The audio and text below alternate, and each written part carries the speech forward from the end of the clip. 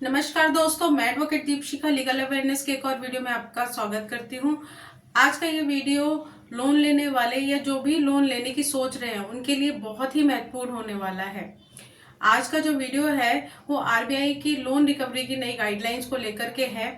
जैसा कि आप जब भी लोन लेते हैं और लोन लेते समय आप जब भी ईएमआई बनाते हैं तो अपनी इनकम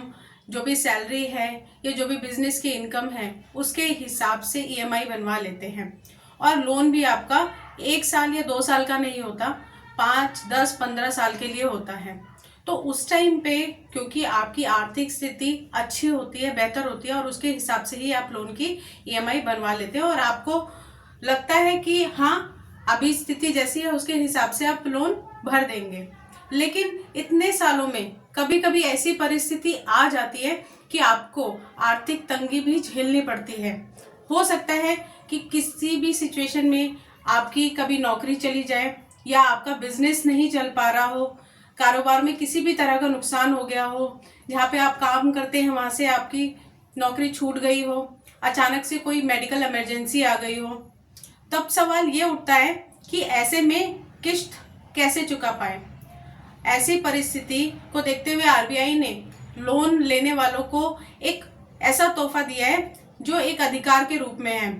जान लीजिए पहले भी ये था लेकिन लोगों को इसके बारे में जानकारी भी नहीं थी और कुछ ऐसे बदलाव भी किए गए हैं जिससे लोन लेने वालों को सीधा सीधा फायदा होने वाला है। मैंने पहले भी आपको बताया था कि लोन रिकवरी के लिए अगर आपके पास कॉल्स आती हैं या फिर कोई भी लोन रिकवरी के लिए एजेंट आपके घर पे आता है तो उसका जो समय है वो सुबह 8 बजे से लेकर शाम के 7 बजे तक का ही होगा। और अगर उसके बाद कोई भी आपके पास कॉल्स आती हैं या कोई भी एजेंट विजिट करता है तो उसकी आप कंप्लेन सीधे सीधे आरबीआई को कर सकते हैं क्योंकि ये आरबीआई के गाइडलाइंस के अगेंस्ट है। दूसरा,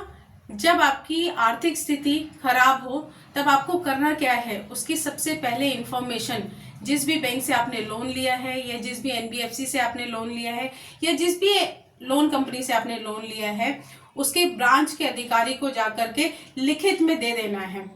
खुद से ही अपनी सिचुएशन बता देनी है। उनको पता होना चाहिए कि आप अभी अगर ईएमआई नहीं भर पाने की स्थिति में है तो उसका क्या कारण है, किन कारणों से आप ईएमआई नहीं भर पा रहे हैं। अब जैसा कि जब आप लोन लेते हैं उस समय आपकी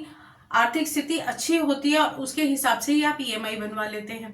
और आपको ऐसा नहीं पता होता कि फ्यूचर में परिस्थिति कभी भी खराब हो सकती है। तो आप उस समय सोचते हैं कि मैं लोन भर दूंगा, ईएमआई टाइम से भर पाऊंगा। बट क्योंकि लोन का जो टेन्योर होता है आपका 3, 5, 10, 15 साल के लिए होता है और ऐसे में परिस्थिति कभी भी आपकी खराब हो सकती है। तो जब भी आपकी ऐसी कोई परिस्थिति खराब होती है तो उसकी इंफॉर्मेशन आप खुद से लिखित में उनको दे देते हैं। अब जब आपने लिखित में अपनी परिस्थिति बता दी और उसमें यह भी बता दिया कि आपको कितना समय उस परिस्थिति से निकलने के लिए चाहिए, जब आप उस परिस्थिति से निकल जाएंगे उसके बाद आपको वो समय मिलेगा, उसके बाद ईएमआई आप टाइम से भर पाएंगे। अब आपने वो रिटर्न में दे दिया। अब ऐसा नहीं था कि ये अधिकार आपको पहले नहीं था,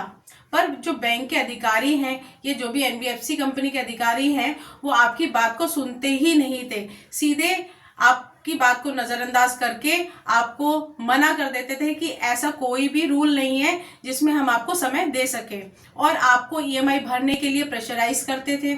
और आपको किसी भी हाल में ईएमआई देना ही पड़ेगा ऐसा कहते थे और जमा करने के लिए आप पर लीगल एक्शन लेने की भी धमकी देते थे। बट अब ऐसा नहीं है। आरबीआई ने सख्त होकर इस पे नई गाइडलाइंस जारी करते हुए एक तोहफा लोन लेने वालों को दिया है। अगर आप रिटर्न में इस तरह की कोई भी लिखित सूचना बैंक अधिकारियों को देते हैं, आपको जो भी समय चाहिए 3 महीने, 6 महीने या जो भी समय आपको उस परिस्थिति से निकलने के लिए चाहिए वो समय बता देते हैं, तो वो जो समय है एक बार उन बैंक के अधिकारियों को या फिर एनबीएफसी को आपको देना ही पड़ेगा ताकि आपकी आर्थिक स्थिति अच्छी हो और आप ईएमआई रेगुलर भर सके। और आपने रिटर्न में जो भी समय मांगा है वो समय आपको मिलता है और उस समय के बाद आपको ईएमआई रेगुलरली भरनी ही पड़ेगी क्योंकि आपने लिखित में वो समय मांगा है और बैंक आपको वो समय दे देता है। अगर कभी ऐसी परिस्थिति आती है कि बैंक आपको वो समय नहीं देता है या बैंक मना कर देता है, तो उसके लिए आप क्या कर सकते हैं? उसके लिए आप आरबीआई को कंप्लेन करके आप बता सकते हैं कि हमने बैंक या फिर एनबीएफसी कंपनी से रिटर्न में समय मांगा था, बट उन्होंने हमें दिया नहीं। क्योंकि आरबीआई की गाइडलाइंस है कि अगर आप लिखित में वो समय मांगते हैं तो वो उनको देना पड़ेगा एक बार जरूर, और अगर वो ऐसा नहीं करते हैं तो उसके लिए आरबीआई उनके खिलाफ एक्शन ले सकती है। अब होता क्या है कि आपने समय मांगा है, तो जैसे मान लीजिए कि अगर आपको आपकी परिस्थिति से निकलने के लिए 3 महीने, 4 महीने, 6 महीने चाहिए, वो समय आपको दे दिया जाएगा और वो समय फिर आगे आपका जो भी लोन का टेन्योर है उसमें वो 3-4 महीने बढ़ जाते हैं। अब होता क्या है कि वो 3-4 महीने के लिए तो आपको नहीं देना है, बट बाद में वो 3-4 महीने जब बढ़ जाएंगे तो उसमें आपको देना पड़ेगा और उसमें इंटरेस्ट भी आपका बढ़ जाएगा। अब जैसा कि लोन रिकवरी के लिए रिकवरी एजेंट्स आपके घर पर आते हैं और आकर के बदतमीजी करते हैं, हरासमेंट करते हैं, किसी भी टाइम पर आकर के आपके घर पे रिकवरी के लिए धावा बोल देते हैं, तो अब लोन रिकवरी एजेंट के खिलाफ अगर इस तरह की कोई भी बदतमीजी करते हैं तो आप उसके लिए कंप्लेन कर सकते हैं। आप बता सकते हैं कि ये रिकवरी एजेंट, क्योंकि कोई भी रिकवरी एजेंट है वो आपके घर पे आके एक सॉफ्ट रिकवरी कर सकता है, आपको बता सकता है कि आपका इतना ईएमआई है, ड्यू है, पेंडिंग है, आपको पे करना है, बट किसी भी तरीके से हरासमेंट, गाली गलौज या फिर आपको धमका ये नहीं सकता। अगर इस तरह की कोई भी चीज रिकवरी एजेंट करता है तो आप उसके खिलाफ एक कंप्लेन कर सकते हैं, बैंक को बता सकते हैं या फिर आरबीआई को भी आप बता सकते हैं। अब वीडियो में आगे चलते हैं, उससे पहले अगर मेरे द्वारा दी गई जानकारी आपको अच्छी लगे तो वीडियो को लाइक जरूर करें और चैनल पे नए हैं तो सब्सक्राइब करें और बेल आइकन दबाएं। अब पहला तो अधिकार आपको दे दिया कि आप बैंक से या फिर एनबीएफसी से आप समय मांग सकते हैं और समय आपको मिल जाता है। एक और भी आपको अधिकार दिया गया है कि अगर आप लोन की ईएमआई नहीं भर पा रहे हैं तो आप बैंक जाकर उस लोन की ईएमआई को कम भी करा सकते हैं। आप बैंक में जाकर के आप जो भी आपका लोन पीरियड है उसको बढ़वा सकते हैं, जिसे हम लोन रिस्ट्रक्चर भी कहते हैं। अब उसमें होता क्या है कि मान लीजिए आपका लोन 10 साल के लिए है और आप चाहते हैं कि आपकी जो ईएमआई है, क्योंकि जब आपकी परिस्थिति अच्छी थी आपका ईएमआई अमाउंट जो था वो आप समय पे भर पा रहे थे, बट परिस्थिति खराब होने के चलते आप उतनी ईएमआई नहीं भर पा रहे हैं और अब आप चाहते हैं कि किसी भी तरीके से मैं ईएमआई कम करवा लूं ताकि मैं ईएमआई डिफॉल्ट ना करूं। तो उसके लिए क्या कर सकते हैं कि आप अपना जो समय पीरियड है उसको बढ़ाकर आप अपनी ईएमआई अमाउंट कम करा सकते हैं, जिससे कि आप लोन की ईएमआई टाइमली पे करें और किसी भी तरीके से डिफॉल्ट ना करें। तो ये भी एक तरीका है, उसको आप अपना सकते हैं। ये अधिकार आपको दिया गया है और इसके लिए आपको खुद ही जब आपकी परिस्थिति खराब हो तो आप ही इस अधिकार को इस्तेमाल करके बैंक या फिर एनबीएफसी है उनको एक लिखित में बता सकते हैं कि हम अपने लोन को रिस्ट्रक्चर करना चाहते हैं, अभी हमारी परिस्थिति अच्छी नहीं है तो हमारी लोन की जो ईएमआई है उसे कम कर दिया जाए। अगर फिर भी उस बैंक का अधिकारी या फिर जिस भी एनबीएफसी से आपने ये बात रखी है वो आपकी बात को नहीं मान रहा है और आपको बार बार मना कर रहा है, बदतमीजी कर रहा है, तो उसके लिए आप एक कंप्लेन भी कर सकते हैं या फिर किसी भी एडवोकेट के माध्यम से एक प्रायर नोटिस भी भेज सकते हैं, जिसका जवाब उनको देना ही पड़ता है। क्योंकि अगर आप किसी भी एडवोकेट के माध्यम से लिखित में अगर आप देते हैं कोई नोटिस तो उसका जवाब उनको उस रिप्लाई में देना पड़ता है। अगर वो ऐसा नहीं करते हैं तो आप उसके अगेंस्ट में एक लीगल एक्शन ले सकते हैं। तो कभी भी अगर आप ऐसी परिस्थिति में आते हैं तो आप एक नोटिस भेज करके भी दे सकते हैं अगर वो आपकी बात को नहीं सुनते हैं, या फिर ईमेल के माध्यम से भी आप उनके जो नोडल ऑफिसर हैं या जो भी ब्रांच के अधिकारी हैं, जो ऊपरी अधिकारी हैं, उनको आप मेल के माध्यम से भी भेज सकते हैं। तो ये था आपका जो भी लोन आपका अनसिक्योर्ड होता है। अब हम बात करेंगे कि कई लोग हैं जो सिक्योर्ड लोन में भी इस तरीके की परिस्थिति फेस कर रहे हैं। अब जैसे कि आपने एक होम लोन लिया है या कार लोन लिया है या फिर गोल्ड लोन लिया है, अब उस परिस्थिति में होता क्या है कि आपके जो घर के पेपर्स हैं या फिर आपकी जो गोल्ड है वो बैंक के पास में मॉर्गेज होता है। अब मॉर्गेज होने के बाद क्या होता है कि अगर बैंक ईएमआई डिफॉल्ट के कंडीशन में अगर एनपीए हो जाता है तो वो गोल्ड या फिर हाउस है उसका ऑक्शन की प्रतिक्रिया शुरू करती है। तो जब आप कभी भी सिक्योर लोन के केस में अगर ईएमआई नहीं भर पा रहे हैं, आपका जो लोन अकाउंट है वो एनपीए में चला जाता है, तो जब भी आपका लोन एनपीए में जाता है तो बैंक आपको उस कंडीशन में एक नोटिस भेजता है, जो उसके बाद फिर चौथे महीने में आपको एक नोटिस भेजता है।